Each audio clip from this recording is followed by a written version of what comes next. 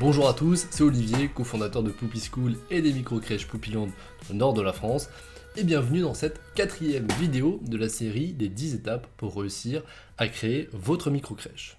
On a vu dans les vidéos précédentes comment définir votre lieu d'implantation, comment rechercher votre local et comment définir les plans et obtenir le préaccord de la PMI. Aujourd'hui, c'est l'heure de vous engager, de signer votre bail ou votre compromis de vente, mais on va voir sous quelles conditions pour vous permettre de le faire en toute sécurité. Avant toute chose, si vous souhaitez profiter de tout le contenu qu'on va partager pour vous aider à créer votre micro-crèche sur notre chaîne YouTube, vous pouvez tout simplement vous abonner juste en dessous de la vidéo, mettre un j'aime si la vidéo vous a plu et n'hésitez pas à poser vos questions en commentaire, on y répondra avec plaisir. Si vous souhaitez gagner du temps et télécharger tout de suite le guide des 10 étapes pour créer votre micro-crèche, vous trouverez en description un lien qui vous permettra de le faire. Alors on attaque tout de suite sur cette vidéo qui va être rapide mais qui est très importante et qui répond à une question qu'on me pose tous les jours. Comment m'engager sur un local une fois que je l'ai trouvé, je l'ai enfin trouvé mon local, mais comment m'engager en étant sûr que je ne prends pas de risque tout simplement, que ce soit sur la partie financière ou sur la partie autorisation, agrément d'ouverture. Alors voilà les différents points auxquels il faut penser, que ça soit pour une signature d'un bail, pour une location d'un local commercial, ou que ça soit pour l'achat au travers donc d'un compromis de vente. C'est simple, vous allez devoir respecter les différentes étapes qu'on a vues au préalable déjà. Obtenir un préaccord de vous implanter dans cette ville auprès de la PMI et de la mairie. Il faut vous assurer, au travers du plan, que le local va respecter la réglementation. Vous avez fait valider au travers des différents organismes, que ce soit la mairie, l'urbanisme, le propriétaire, que les modifications que vous souhaitez faire dans le local sont faisables. Que ce soit une ouverture pour une nouvelle fenêtre, un changement de destination du bien, etc. Il faut valider auprès de l'urbanisme ou du propriétaire dans le cadre d'une location que vous pouvez le faire pour vous assurer que les modifications pourront être appliquées et vous allez respecter votre plan. Idéalement, avant la signature, vous avez un préaccord de la PMI. La PMI est venue visiter le local, sachant que cette étape peut être optionnelle parce qu'on va pouvoir l'inclure dans des conditions suspensives qu'on verra juste après. Si vous êtes dans un milieu assez tendu au niveau de l'immobilier, que dès qu'un local se présente, il est pris directement, vous devez vous engager. Vous pouvez faire ça après la signature et on va voir comment juste après. La 5e étape, bien sûr, ça va être d'avoir négocié les conditions, que ce soit pour un bail en location. Par exemple, si vous allez faire forcément beaucoup de travaux dans le local, vous pouvez décaler le démarrage du loyer. J'ai des personnes qui décalent d'un an le démarrage du loyer, ça arrive, des fois c'est 3 mois, des fois c'est 6 mois.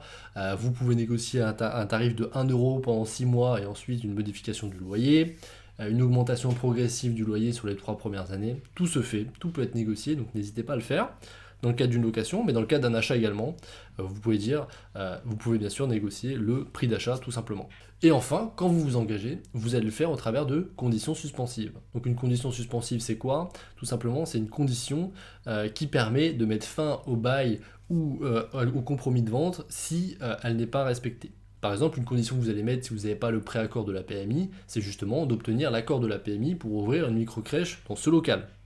Vous l'indiquez en conditions suspensives, ça permet de vous protéger et si auquel cas la PMI refuse pour X ou Y raison, vous pourrez mettre fin au bail ou au compromis. La deuxième condition suspensive, mais qui est normalement systématiquement mise, mais vérifiée, c'est que ce soit pour un achat ou une location, l'obtention de vos prêts, travaux et trésorerie pour le démarrage de votre activité et le prêt immobilier si c'est un achat. Bien sûr, il faut la condition suspensive d'obtention du prêt pour vous assurer de mettre fin si, admettons, la banque ne vous suit pas, parce que la banque, bien sûr, est le financement et un point clé pour lancer votre projet. Si vous devez mettre en place un permis de construire, vous pouvez également créer une condition suspensive dédiée à ça. Obtention du permis de construire ou autorisation de la déclaration préalable de travaux pour le changement de destination. Vous pouvez l'indiquer en conditions suspensives pour vous assurer que l'ensemble des différentes étapes et des différents dossiers que vous devez mettre en place pour vous assurer que vous allez pouvoir ouvrir dans ce local soient respectés. L'idée ici, tout simplement, c'est de vous engager en toute sécurité.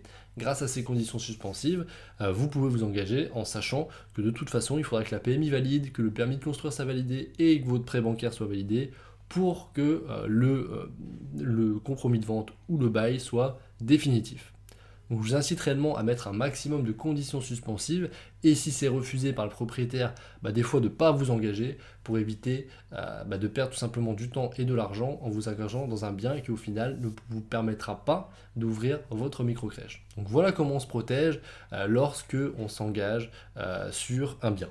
Et petit conseil en plus, n'hésitez pas également à demander conseil à des professionnels du bâtiment pour vous assurer que les travaux que vous avez pensés, que vous avez mis dans votre plan, dans votre permis de construire, sont faisables, que ça soit techniquement mais également financièrement. Voilà tout pour cette vidéo qui était assez rapide, mais le but c'était d'être direct et de répondre à la question et pas forcément tourner autour du pot. Si vous avez des questions sur le sujet, je sais qu'il peut être assez complexe, n'hésitez pas à mettre des questions en commentaire. Vous pouvez gagner du temps également en téléchargeant le guide des 10 étapes pour réussir à ouvrir votre micro-crèche. Le lien est en description. Mais également, vous pouvez prendre rendez-vous pour un coaching offert avec un membre de notre équipe ou moi-même en prenant rendez-vous directement dans notre agenda en cliquant sur le lien qui est en description en dessous de la vidéo. Donc maintenant, je vous dis à très bientôt dans une prochaine vidéo et dans la 5e étape pour réussir à ouvrir votre micro-crèche. Je vous souhaite la réussite dans votre projet. À très bientôt. Au revoir.